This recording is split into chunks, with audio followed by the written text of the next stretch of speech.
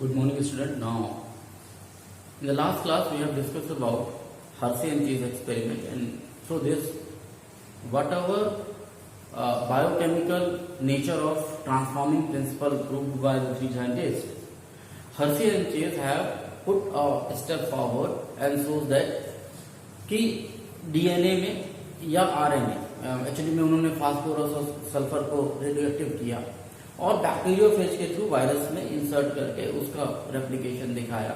Centrifugation के दौरान उन्होंने दिखाया कि सुपरनेट में क्या आ रहा है और नीचे बचा हुआ पोर्शन में क्या आ रहा है, और उसके हिसाब से उन्होंने ये प्रूव करने की कोशिश की कि चूंकि जो प्रोटीन का जो सल्फर हमने जो रेडियोएक्टिव किया था वो इंटर नहीं कर रहा है बैक्टीरियोफेज बैक्टीरिया में, इसलिए वो जेनेटिक मटेरियल नहीं है, जबकि फास्फोरस जिसको हमने रेडियोएक्टिव किया था और जो केवल किसमें मौजूद है, डीएनए में मौजूद है, वो ट्रांसफर हो रहा है। तो इस तरीके से उन्होंने ये बात की। लेकिन इसी बात को कुछ लोगों ने, कुछ साइंटिस्ट का कहना है कि चलिए मान लिया सल्फर जो है वो प्रोटीन में मौजूद है, सल्फर किसमें मौजूद है, प्रोटीन में मौजूद है, और फास्फोरस किसमें मौजूद है, आपने कहा डीएनए में मौजूद है। डीएनए में कहा मौजूद है, डीएनए की जो बैकबोन बनती है उसमें जो है तो फास्फोरस मौजूद है। भाई साहब फिर आरएनए की बैकबोन किससे बनी हुई है, आरएनए की बैकबोन भी इसी से बनी हुई है। केवल अंतर इतना है कि डीएनए में जो शुगर है वो डीऑक्सीराइबोस शुगर है और राइबोस आरएनए में शुगर जो है वो राइबोस शुगर है, लेकिन दोनों की बैकबोन जो है डीएनए और आरएनए की फास्फोरस शुगर इसी तरीके से बनी हुई है। और यदि इसी तरीके से बनी हुई है तो इसका मतलब केवल डीएनए ही भर को आप नहीं कह सकते कि वो जेनेटिक मटेरियल होगा, या ट्रांसफॉर्मिंग प्रिंसिपल में जो ट्रांसफर हो रहा है सब्सटेंस वो आरएनए भी हो सकता है। ये कुछ साइंटिस्ट का दावा है। जब इस तरीके की बात होने लगी तो कुछ लोगों ने कहा कि क्यों मान रहे हैं हम आरएनए। सो उसके इस बात के कॉन्सेप्ट में तो साइंटिस्ट ने उन तर्क दिए। टीएमवी टोबैको मोजाइक वायरस है, इसमें आरएनए जेनेटिक मटेरियल होता है। कुछ बैक्टीरियोफेज हैं जिनमें आरएनए जेनेटिक मटेरियल होता है। इसी तरीके से आरएनए की यदि मैं बात करूं तो ये एक तरीके का मैसेंजर भी है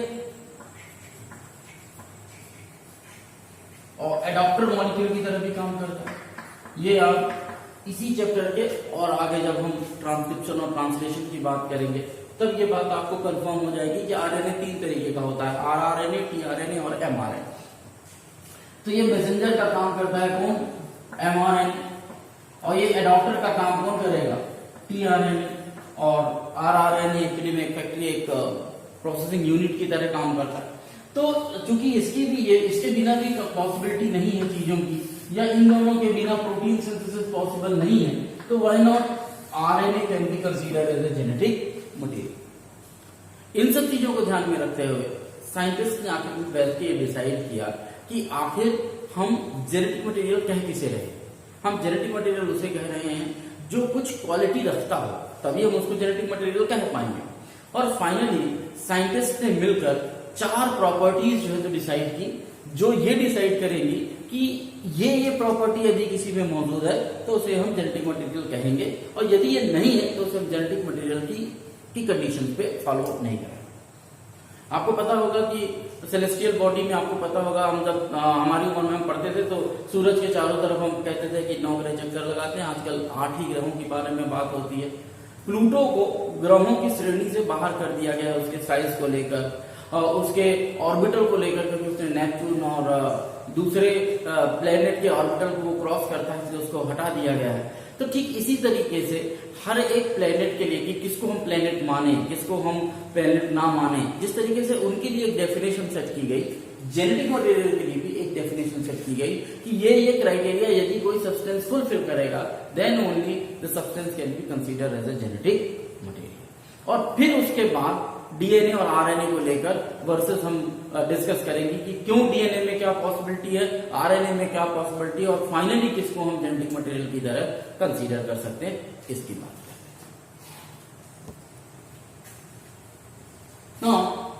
प्रॉपर्टी ऑफ जेनेटिक मटेरियल की यदि मैं बात करूं तो मैंने उसको समराइज किया है, 4 पॉइंट हैं आपके बुक में। तो सबसे ये 4 पॉइंट है जिनको ये माना गया, जब साइंटिस्ट की डिसीजन माना गया कि कम से कम ये 4 पॉइंट यदि फुलफिल करता तो जेनेटिक मटेरियल का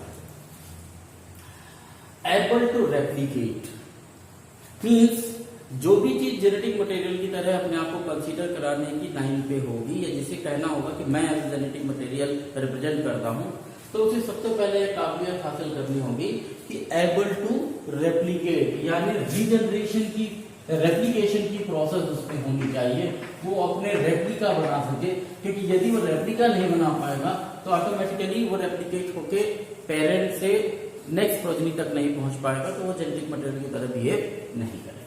तो एबल टू रेप्लिकेट ये एक फर्स्ट क्राइटेरिया था जो माना गया कि यदि कोई जेनेटिक मटेरियल होगा तो उसमें रेप्लिकेशन की एबिलिटी होनी चाहिए। तो ये प्रॉपर्टी। दूसरी प्रॉपर्टी थी chemically and structurally stable. Chemically भी वो स्ट्रक्चर क्या होना चाहिए, स्टेबल, और स्ट्रक्चरली भी स्टेबल। क्यों?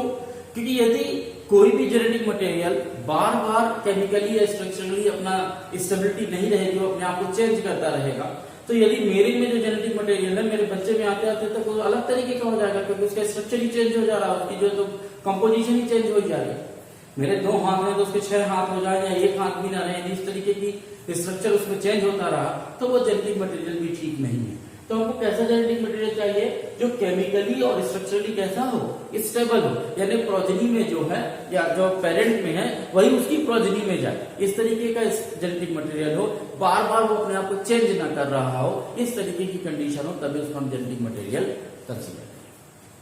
तीसरा, provide scope for slow mutation. अभी मैंने थोड़ी देर पहले कहा कि वो अपने आप को चेंज ना करे, लेकिन अगली ही लाइन में कह रहा हूं कि ऐसा भी नहीं कि बिल्कुल इतना स्टिफ हो कि उसमें कोई बदलाव ना आ सके। पूरे क्रोमोसोमल या जेनेटिक सीक्वेंस की यदि मैं बात करूं या जेनेटिक कोड की बात करूं तो थोड़े बहुत चेंजेस उसमें पॉसिबल हों, बिल्कुल स्टिफ ना हो।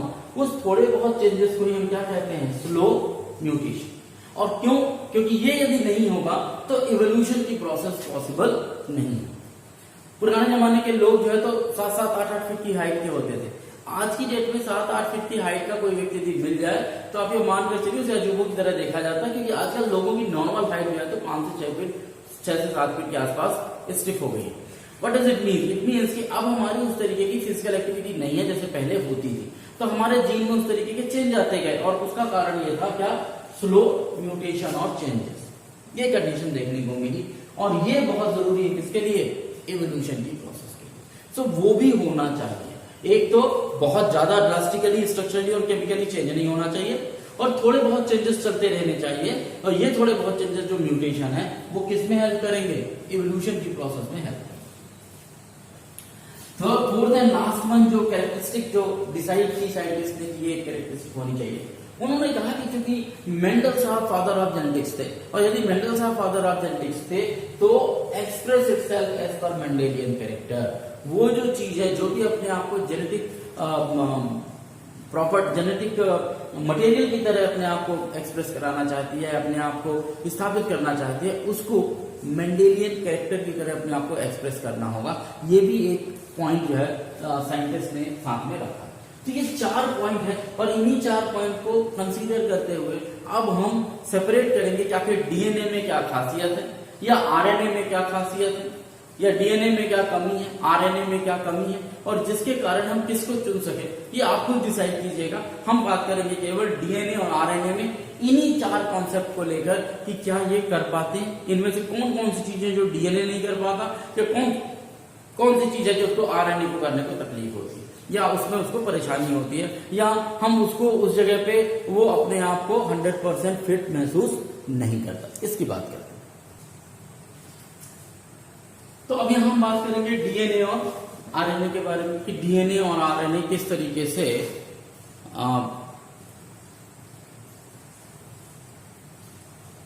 बेस्ट है जेनेटिक मटेरियल के कॉन्सेप्ट, किसको मानना है। प्रोटीन हम पहले ही डिस्कार्ड कर चुके हैं, ये हमको पहले ही पता चल गया हर्षी एंड चेस के एक्सपेरिमेंट, सो प्रोटीन की बात ही नहीं है।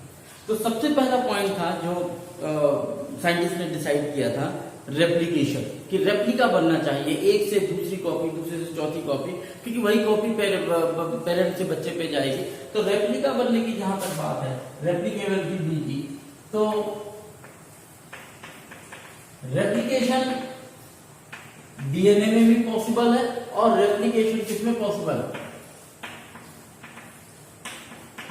आरएनए में भी पॉसिबल है। और वो इसलिए क्योंकि दोनों के जो, आप जहां तक डीएनए की बात करेंगे यहाँ तो डबल हेलिकल स्ट्रक्चर है, और डबल हेलिकल स्ट्रक्चर के कारण ये कंफर्म है कि ए के साथ टी ही जुड़ेगा और जी के साथ सी ही जुड़ेगा, ये हम डीएनए में देख चुके हैं। आरएनए सिंगल हेलिकल स्ट्रक्चर है और इसमें भी ए और टी के साथ में क्या जुड़ना चाहिए, यू के साथ में क्या जुड़ना चाहिए, जी और सी के साथ में, ये पहले से बना हुआ है। तो इन दोनों को रेप्लिकेशन करने में कोई प्रॉब्लम नहीं है, अपने रेप्लिका आसानी से बना सकते हैं। यानी जो पहली प्रॉपर्टी थी किसी भी सब्सटेंस को जेनेटिक मटेरियल होने के लिए कोई रेप्लिकेशन कर सके, डीएनए और आरएनए दोनों इस प्रॉपर्टी में 100% श्योर उतरते हैं, या यूं कहिए कि इसमें पास हो जाते। लेकिन रेप्लिकेशन के बाद जो दूसरी प्रॉपर्टी का जिक्र किया जाता है किसके साथ, डीएनए और आरएनए के साथ, वो दूसरी प्रॉपर्टी क्या है, स्ट्रक्चरली एंड केमिकली स्टेबल। दरअसल ये वो प्रॉपर्टी है जिसमें ज्यादा डिफरेंसेस आपको देखने को मिलेंगे, क्योंकि डीएनए के पास कैसा है, डबल हेलिकल स्ट्रक्चर है,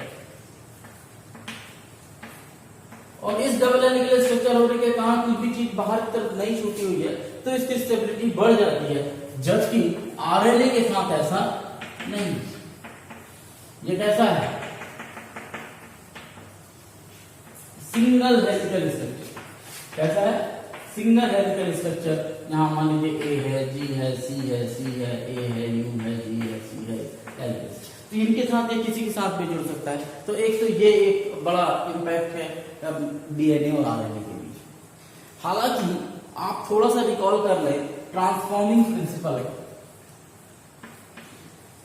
ट्रांसफॉर्मिंग प्रिंसिपल यदि आप ध्यान करते हैं तो वहां पर हमने क्या बताया, ट्रांसफॉर्मिंग प्रिंसिपल में ग्रिफिथ साहब ने कहा था कि हम एक हीट किल्ड एस बैक्टीरिया, यानी कि ये हीट किल्ड था, इसको जब उन्होंने हीट किया ऐसी कंडीशन में ये डिस्ट्रॉय हो गया या डीनेचर्ड हो गया, इसने अपनी प्रॉपर्टी क्या कर दी, लूज कर दी।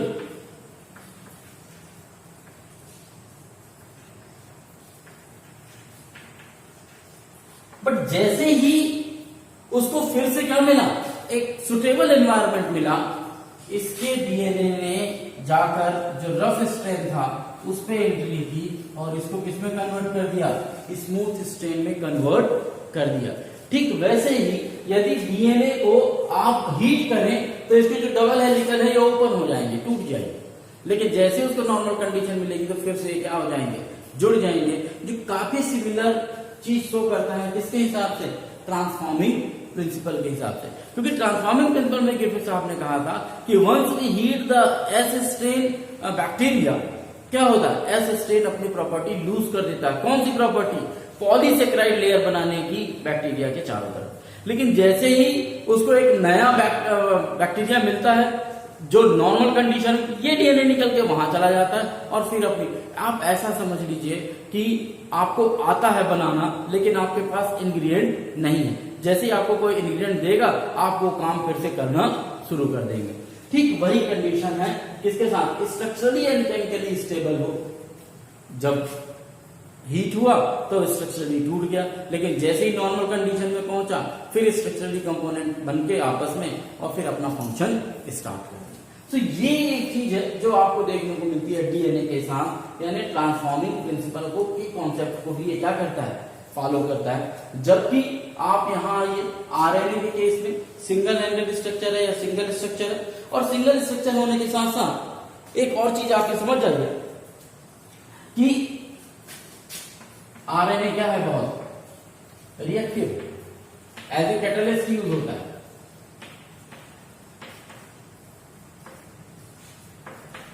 ऐसे क्या यूज होता है, कैटलिस्ट यूज होता है। और जब जो चीज कैटलिस्ट यूज होगी, काम करेगी उस तरीके से, तो स्वाभाविक है स्ट्रक्चरली और फंक्शनली या केमिकली उतनी स्ट्रॉन्ग नहीं रहेगी। दूसरा इंपॉर्टेंट चीज, यदि आप आरएनए को याद हो आपको, तो आरएनए में क्या लगता है, राइबोसोम, डीएनए याद है ना, मैंने पेंटोज शुगर बताया था। पेंटोज शुगर में दो तरीके के शुगर बताए थे, डीऑक्सीराइबोज शुगर और राइबोज शुगर। दरअसल ये राइबोज शुगर होता क्या है, आपको याद होगा, यहाँ एक कार्बन होता है, यहाँ एक कार्बन होता है, यहाँ एक कार्बन और एक कार्बन, यहाँ 5 कार्बन हो गए। और 5 कार्बन में आप ऐसा समझ लीजिए कि इन 5 कार्बन में ये जो सेकंड नंबर का कार्बन है, यहां पर यदि ऑक्सीजन की डिफिशियंसी है, ऑक्सीजन की डिफिशियंसी है, उस कंडीशन में ऑक्सीजन डिफिशियंसी होने में ये डीऑक्सीराइबोज शुगर बनता है। और यदि ऑक्सीजन मौजूद है, OH ग्रुप मौजूद है, तो ये क्या बन जाएगा, ये बन जाएगा राइबोज शुगर। क्या बन जाएगा, राइबोज शुगर। अब इस राइबोज शुगर में इस OH के मौजूद होने के कारण, इस OH के मौजूद होने के कारण आप ये मान कर चलिए कि इस OH के कारण इसकी स्टेबिलिटी कमजोर होती है। क्यों, क्योंकि ये एक तरीके से रिएक्टिव सेंटर प्रोवाइड करता है, किसको,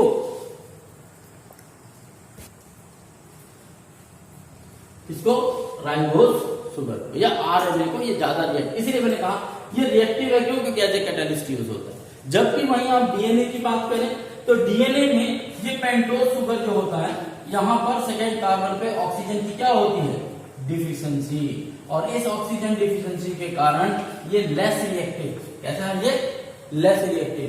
सो comparatively to RNA, DNA is more constant structurally and chemically stable than RNA. तीसरी चीज, एक तो ये, तीसरी चीज क्या होती है, तीसरी चीज है डीएनए में, मैं इसी को हटा देता हूं थोड़ा सा, आपको समझ में आ गया होगा।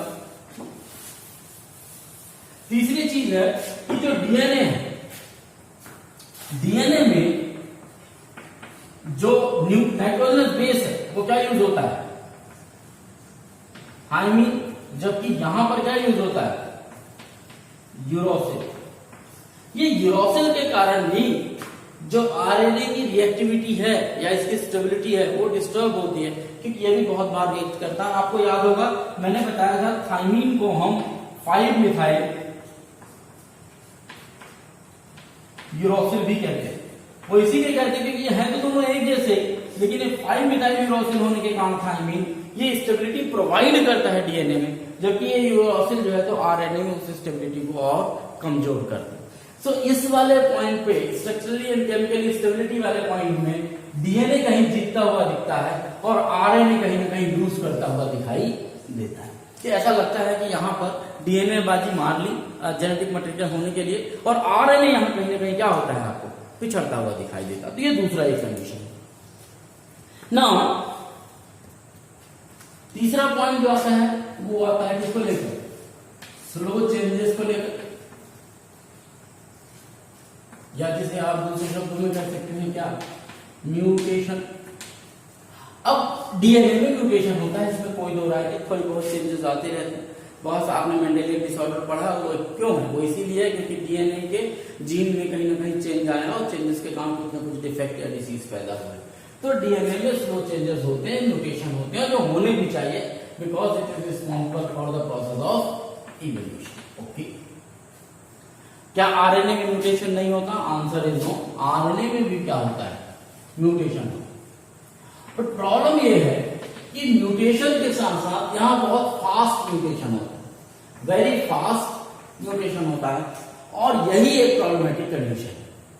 अब मान लीजिए किसी बैक्टीरिया या वायरस की बात करूं मैं, यदि एक वायरस को ले लूं, इसके अंदर यदि आरएनए जेनेटिक मटेरियल है तो बड़ी तेजी से म्यूटेट करता है, और उस म्यूटेशन के कारण वो अपनी प्रॉपर्टी बदलते रहता है बार बार। आपने देखा होगा HIV एड्स वायरस के साथ यही कंडीशन है, और चूंकि बार बार वो बदलते रहता है, फास्ट म्यूटेशन करता है, तो स्वाभाविक है जब म्यूटेशन ज्यादा मात्रा में करेगा, तेजी के साथ म्यूटेशन करेगा, तो हर बार अपनी कुछ ना कुछ प्रॉपर्टी बदलता रहेगा। तो ऐसी कंडीशन में 2 या 3 जनरेशन के बाद ही एक न्यू स्पेसीज, एक नई वैरायटी डेवलप होना शुरू हो जाती है।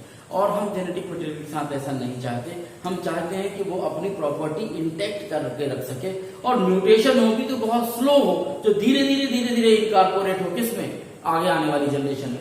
ये भी एक कारण है कि हम आरएनए को जेनेटिक मटेरियल की कैटेगरी से थोड़ा सा बाहर रखते हैं, क्योंकि म्यूटेशन यदि फास्ट हुआ, और म्यूटेशन जितना होगा फास्ट उतना ही आप देखेंगे कि नए तरीके के जो है तो प्रोडक्ट का बनना शुरू हो जाएगा। तो अनस्टेबल है, म्यूटेशन फास्ट है, वायरस में खासकर देखने को मिलता है, और जितना फास्ट म्यूटेशन होगा उतनी तेजी से नई स्पीशीज का डेवलपमेंट होता है। Is it clear? इसके अलावा जो चौथा पॉइंट था वो था मेंडेलियन कैरेक्टर को फॉलो करना। तो यहां भी डीएनए मेंडेलियन कैरेक्टर को फॉलो करता है, क्योंकि आपने देखा होगा जो डीएनए है वो डबल हेलिकल है, हालांकि लेकिन इससे कोई फर्क नहीं पड़ता, तो ये भी फॉलो करता है। आरएनए भी फॉलो करता है मेंडेलियन कैरेक्टर को, क्योंकि ये भी रेप्लिकेट कर सकता है, या जो इसमें कैरेक्टर मौजूद है वो आगे एक्सप्रेस करने का काम करते हैं। बट उससे ज्यादा जरूरी चीज ये है कि जो डीएनए है वो आरएनए के ऊपर डिपेंडेंट,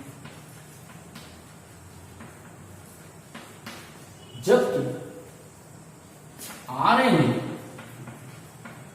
खुद से प्रोटीन बना सकता है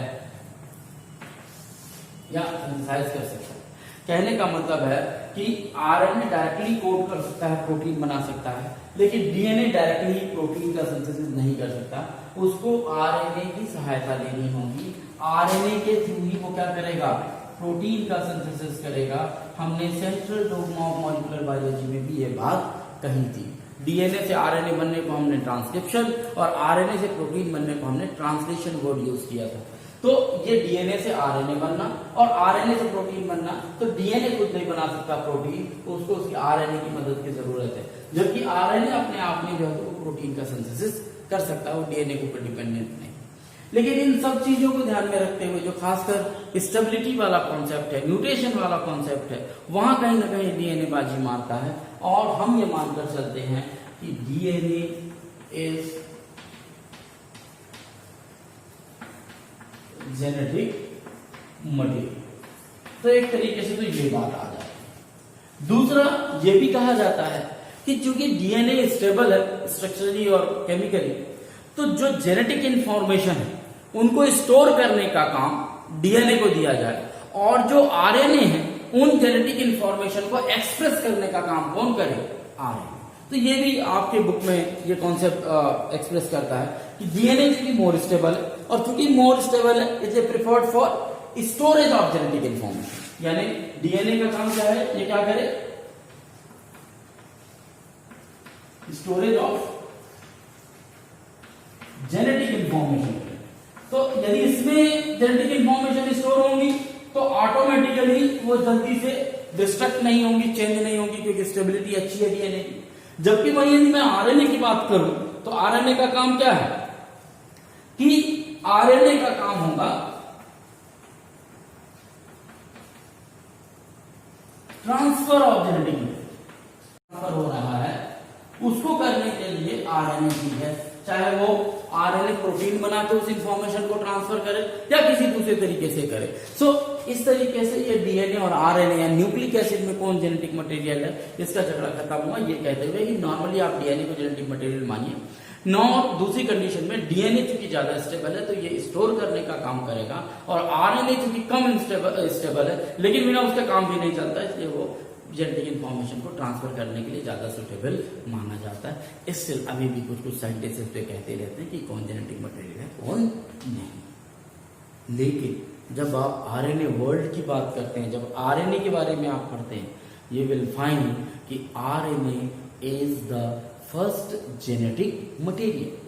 आरएनए क्या है, पहला जेनेटिक मटेरियल। कहां से प्रूव होता है, ये हमको प्रूव होता है इवोल्यूशन की प्रोसेस से, जहां पर ऑपरेन एंड हेल्डेन ने एक एक्सपेरिमेंट किया था जिसमें उन्होंने मीथेन गैस को लेकर, हाइड्रोजन को लेकर और वाटर को लेकर गर्म किया था, स्पार्क कराया था। और आपको याद होगा 11th क्लास में हमने पहली बार पॉलीसेकेराइड कुछ पढ़े थे, या न्यूक्लिक एसिड का फॉर्मेशन हुआ था, और वो न्यूक्लिक एसिड क्या था, आरएनए था। तो पहला जेनेटिक मटेरियल, पहला जो ट्रांसफर हो सके वो क्या था, आरएनए ही था।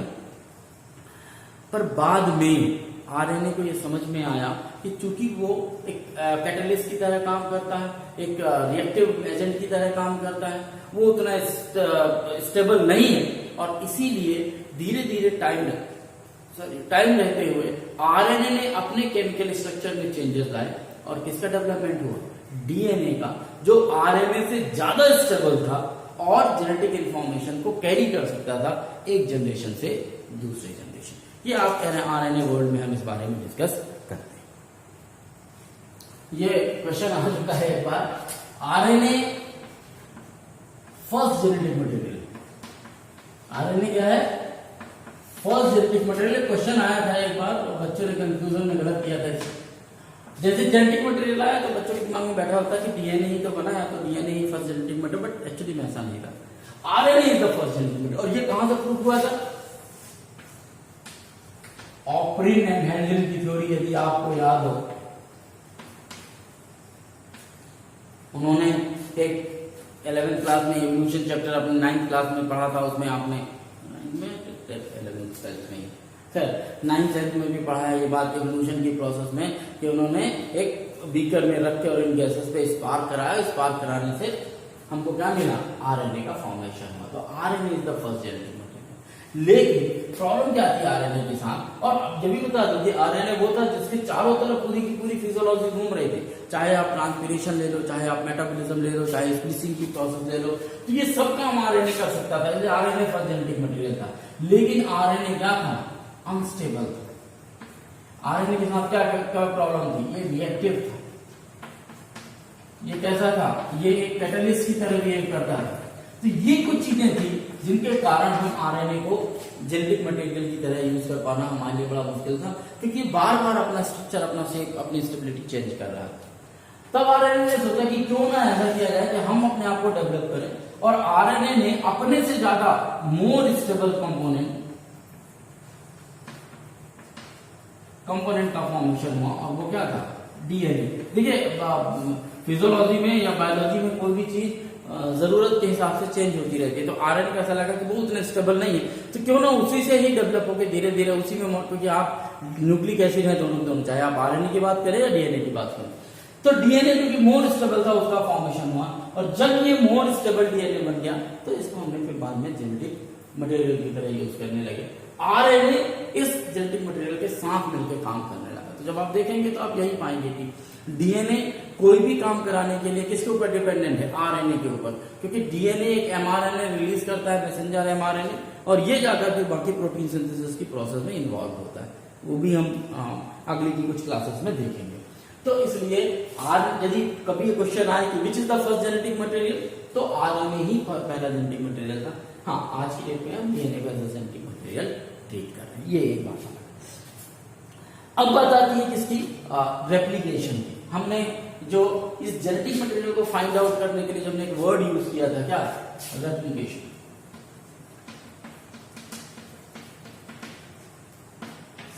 दरअसल ये वर्ड भी वॉटसन एंड क्रिक का ही दिया हुआ,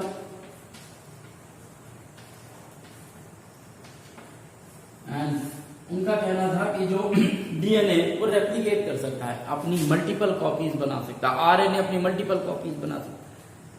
अब बात यह आ रही थी कि मल्टीपल कॉपीज कैसे बनेगी, जो रेप्लिकेशन होगा उसका मोड क्या होगा, कंजर्वेटिव होगा, सेमी कंजर्वेटिव होगा, क्रिस कंजर्वेटिव होगा, ये एक सोचने की बात थी, और इसके ऊपर खूब सारे एक्सपेरिमेंट हुए।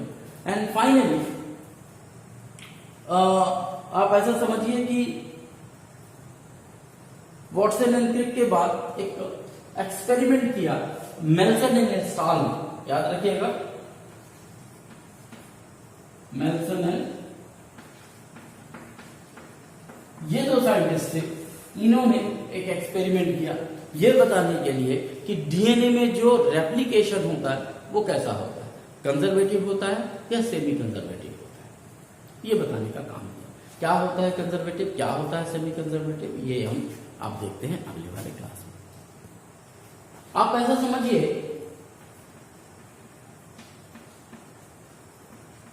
कंजर्वेटिव और सेमी कंजर्वेटिव का मतलब क्या है? अपने जो पुरानी चीजें चली आ रही उन्हीं को कंजर्व करके रखना, वैसे का वैसे रखना, कंजर्वेटिव। मतलब यह है कि मान लीजिए डीएनए के का एक स्ट्रैंड था, मेरे पास यहाँ कलर चॉक नहीं है, खैर ये एक डीएनए का स्ट्रैंड था, यदि ये रेप्लिकेट करेगा तो कैसे करेगा? सपोज कि ये रेप्लिकेट करता है तो इसकी ये दोनों स्ट्रैंड अलग होंगे, अब यदि मैं इसकी बात करूं तो ये एक स्ट्रैंड इसका आ गया, ये एक स्ट्रैंड इसका आ गया। आपको पता है डीएनए कैसा है, डीएनए तो ये कॉम्प्लीमेंट्री है। मान लीजिए यहाँ ए लगा है, यहाँ टी है, यहाँ जी है, यहाँ सी है, यहाँ जी है, तो ऑटोमेटिकली इसमें क्या रहा होगा, टी यहाँ क्या रहा होगा, ए यहाँ क्या रहा होगा, सी यहाँ क्या रहा होगा, जी यहाँ रहा होगा, सी। अब जिस मीडियम में भी आप इनको रेप्लिकेट कर रहे हो वहां से वो पर्टिकुलर नाइट्रोजनस बेस मिलकर आएंगे और यहाँ पर इसका कॉम्प्लीमेंट्री बनाएंगे। जैसे यहाँ टी ए के सामने टी आ जाएगा, टी के सामने ए, इसके सामने सी, इसके सामने जी, इसके सामने सी। ठीक है, ऐसा इसके सामने ए, फिर इसके सामने टी, इसके सामने जी, इसके सामने सी, और ये इस तरीके से ये जुड़ी। Am I right? अब यदि ये दोनों इस तरीके से इसका कॉम्प्लीमेंट्री बन जाएंगे, उसके बाद ये 4 स्ट्रैंड बन गए। हमने कहा था कि ये दोनों के स्ट्रैंड कौन से हैं, ये दोनों जो स्ट्रैंड निकले हैं, ये एक स्ट्रैंड ये है, एक स्ट्रैंड ये। नए कौन से बने हैं, ये दोनों क्या बने हैं, न्यू। अगर ये दोनों नए स्ट्रैंड बाद में आपस में मिल जाए और पुराने फिर मिल जाए, तब वो कहलाएगा कंजर्वेटिव मॉडल।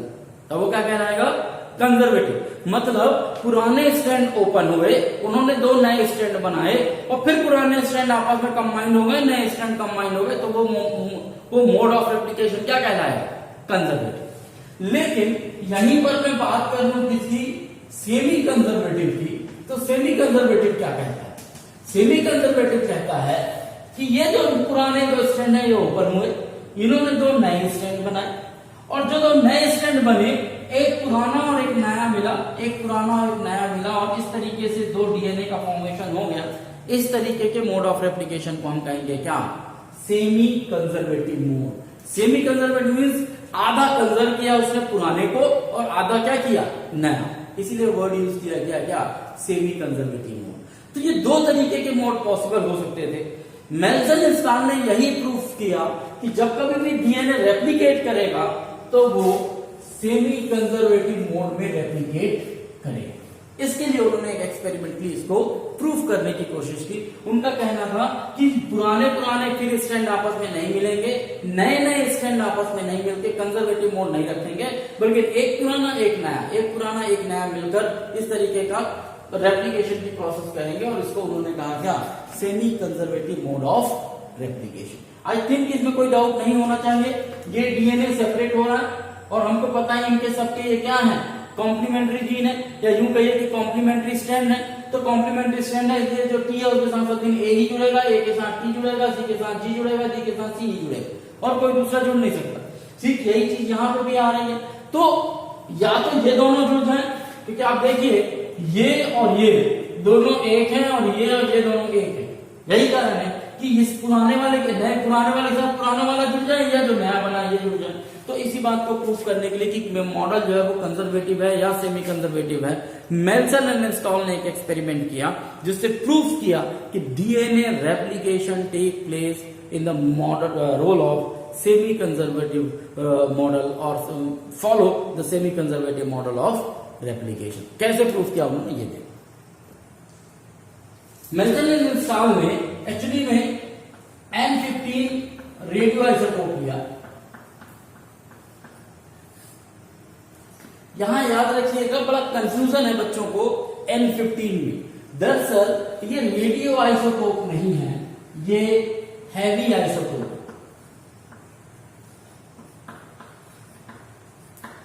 जो नॉर्मल नाइट्रोजन होता है वो N14 होता है। ये है कौन सा, नॉन।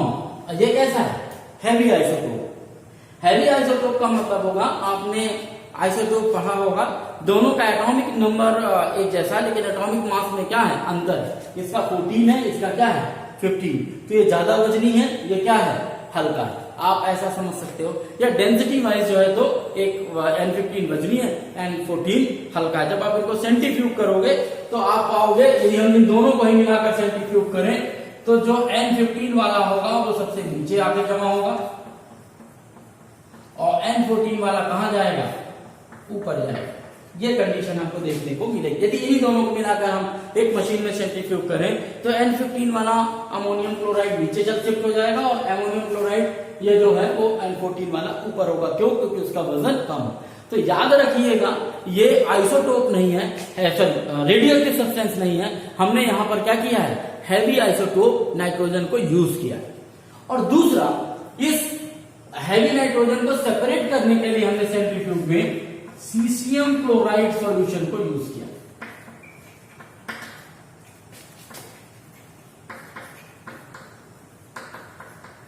आपको सीसियम क्लोराइड सेंट्रीफ्यूगेशन ही करना है, तभी आप इनको सेपरेट कर पाएंगे, क्योंकि इनकी डेंसिटी में बहुत माइनर अंतर होता है। तो वो करने के लिए आपको सीसियम क्लोराइड सेंट्रीफ्यूगेशन ही करना पड़ेगा और दूसरा कोई तरीका नहीं जिससे आप कर पाए।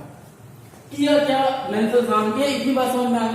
किया क्या मेंथल साथ दोनों ने मिलकर, वो समझिए तो आपको सेमी कंजर्वेटिव भी समझ में आ जाए। उन्होंने सबसे पहले एक नाइट्रोजन एक डीएनए को दिया और इस डीएनए को एक सॉल्यूशन में डेवलप कराया या इसको बार बार रेप्लिकेट कराया। और इस सॉल्यूशन में कौन सा? हैवी नाइट्रोजन N15 यूज किया और इस डीएनए को इसमें ग्रो किया। कई बार ग्रो करने के बाद फाइनली उनको एक ऐसा डीएनए मिल गया जिसके हर एक नाइट्रोजन कैसा है? N15। कैसा है नाइट्रोजन? N15। और N15 बताने के लिए या हैवी बताने के लिए मैं इसको इस तरीके से क्रॉस किए देता हूं। मतलब इसमें जितना भी नाइट्रोजन है वो सब कैसा है? वो सबका सब heavy nitrogen. Is there any doubt? अब उन्होंने क्या किया? सबसे पहले कि उन्होंने इस हैवी नाइट्रोजन को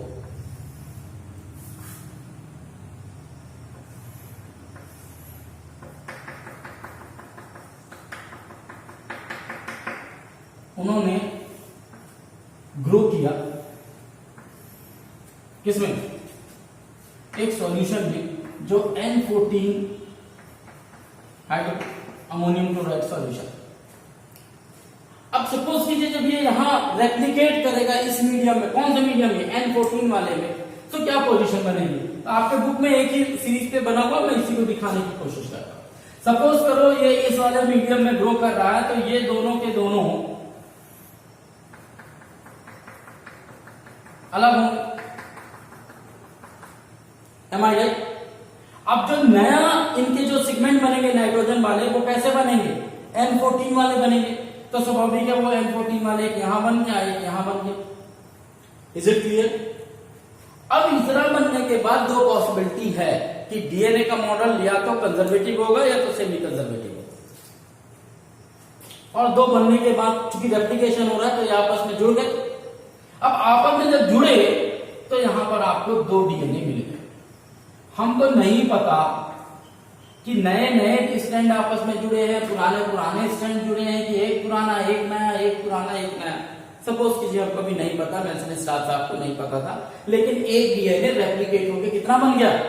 दो डीएनए बन गया। अब जब इस डीएनए को या इस सॉल्यूशन को हमने सेंट्रीफ्यूगल मशीन में सेंट्रीफ्यूग किया तो हमने देखा कि ये जो दोनों के दोनों डीएनए हैं ये कहां पर मौजूद थे? इस वाले एरिया। हमने आपको शुरू में ही एक बात बताई थी कि चूंकि ये हैवी आइसोटोप है, यानी कि वजन और डेंसिटी के हिसाब से सेपरेट होते हैं, तो यदि मान कर चले थोड़ी देर के लिए कि यहां पर कंजर्वेटिव मोड ऑफ रेप्लिकेशन हो रहा है, मतलब पुराने आपस में जुड़ जाएंगे और नए नए आपस में जुड़ जाएंगे, तो क्या बनते? एक डीएनए ऐसा बनता जिसमें दोनों पुराने सेगमेंट आ गए और एक सेगमेंट ऐसा बनता जिसमें दोनों के दोनों क्या होते? नए होते। थोड़ी देर के लिए मानना चलते। और यदि ये दोनों क्रोमोसोम बनते तो ये जो हैवी आइसोटोप वाला है वो कहां मिलना चाहिए हमको? यहां, क्योंकि ये वाली जगह किसकी है? N15 वाली। और ये कहां मिलना चाहिए? यहां, क्योंकि ये ऊपर मिलता हमको N14 में। बट हमको ना तो N14 वाले एरिया में कोई डीएनए मिल रहा है, ना N15 वाले एरिया में कोई डीएनए मिल रहा है। हमको डीएनए कहां मिल रहा है? N14 और N15 के बीच में, मतलब कौन से एरिया में? हाइब्रिड एरिया में, ऐसे एरिया में जहां N14 भी हो सकता है और N15 दोनों मिलकर हो, वहां वाले एरिया में मिल रहा है। और इसीलिए बाद में ये इस चीज को देखते हुए नेल्सन स्टार्क ने ये कॉन्सेप्ट लगाया कि इसका मतलब है कि पुराने पुराने और नए नए आपस में नहीं जुड़ रहे, बल्कि एक पुराना एक नया, एक पुराना एक नया, तो ना तो वो 15 में गया और ना वो 14 में गया, वो कहां रहे? हाइब्रिड, इंटरमीडिएट रहे, बीच में मौजूद। आरी बात समझ। और नेल्सन ने स्टार्क ने इसके लिए 20 मिनट लिया था, और इसलिए क्योंकि उन्होंने जो डीएनए लिया था वो ई कोलाई का लिया, स्टीरिया कोलाई, और स्टीरिया कोलाई का डीएनए 20 मिनट में एक बार रेप्लिकेट करता है, इसीलिए वो 20 मिनट लिखा हुआ होगा, कंफ्यूज मत होइएगा। 20 मिनट में स्टीरिया कोलाई का एक डीएनए रेप्लिकेट हो जाता है, तो उन्होंने यूज किया, इस तरीके से बना। और जब उन्होंने उसको हाइब्रिड करके देखा तो वो बीच में आया, ऊपर और नीचे नहीं आया। इसका मतलब कंजर्वेटिव मोड यहां तो नहीं हुआ, यहां सेमी कंजर्वेटिव ही हुआ है। आ रही मेरी बात? तो आप चाहो तो इसको थोड़ा सा मॉडिफाई करके ऐसा बना सकते हो, तो बने इसमें एक 15 वाला है और एक कैसा है 14। हम आ जाए, आप दो कलर पेन का यूज करो, एक रेड को एक ब्लू कर लोगे तो समझ में आएगा। मेरे पास चौक है, इसलिए मैं उनको क्या कर दे रहा हूँ, क्रॉस कर दे रहा हूँ। जो क्रॉस कर दिया वो 15 है, जिनको क्रॉस नहीं किया वो 14। चलिए, तो ये तो हमको समझ में आ गया। अब आपके बुक में डायग्राम आप देखेंगे तो ऊपर की तरफ बना है, नीचे की तरफ वो हाइब्रिड बना के रखा हुआ है, तो आपको उससे भी और समझ में आएगा ना। अब हम बात करते हैं इसी जो हाइब्रिड बना है, इसको और 40 मिनट रेप्लिकेट करा, यानी अगले 20 मिनट रेप्लिकेट कराते हैं, टोटल टाइम ड्यूरेशन 40 मिनट होगा। इसको मैं थोड़ा सा मिटा देता हूं। चलिए, अब इन दोनों डीएनए को हमने फिर से डाला। अब मैं यहां थोड़ा सा इसको बड़ा कर देता हूं। मीडियम अभी भी कैसा है? N14 वाला। अब ये जो दोनों के दोनों डीएनए थे,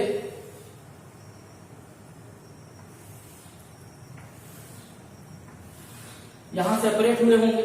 इनमें एक क्या है? N15 वाला था, एक N14 वाला, एक N15 वाला था और एक N14 वाला। अभी तक की जानकारी के अनुसार हमको ये समझ में आ गया था कि कंजर्वेटिव मोड नहीं होता, सेमी कंजर्वेटिव मोड होता है।